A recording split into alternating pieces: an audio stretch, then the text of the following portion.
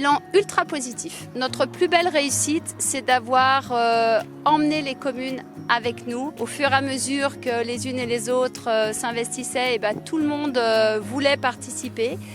Chaque commune a participé à hauteur de ses moyens, de ses capacités, de ses enjeux. 36 communes, plus de 85% de la population de notre bassin versant était intégrée dans le programme. Donc on peut que se féliciter de cette action et on espère bien sûr pouvoir continuer. Nous, au niveau de Grand Lac Service des eaux, ce que nous avons essayé de faire, c'est l'opération que nous portons cette année avec une prise en charge sur les récupérateurs d'eau pluviale des usagers, des habitants de l'agglomération. Alors moi, ce que je retiens de cette opération Eau Climat On Agit, c'est déjà le travail en commun qu'on a su impulser. Sur Grand Chambéry, donc il y a eu au niveau de la ville-centre de Chambéry la désimperméabilisation des cours d'école. Si je vais prendre l'exemple d'une commune de Grand Chambéry, donc celle de Sonna, nous on a mis en place un récupérateur d'eau de 13 mètres cubes d'eau. Donc je pense que c'est important que ce soit d'abord les collectivités qui impulsent ce bon exemple. C'est un maître mot. La sobriété sur les questions d'eau, parce que sur notre territoire, on sait qu'on a déjà des communes qui peuvent être en tension.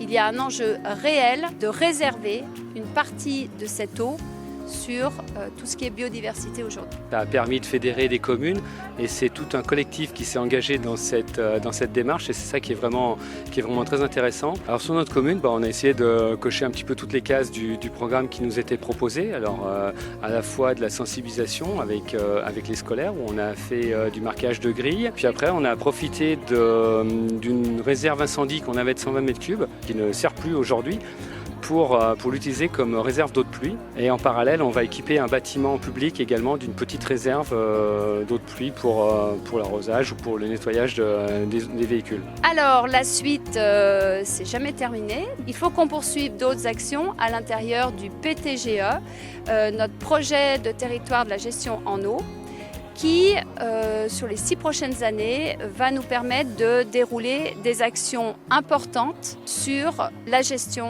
et la préservation de cette ressource.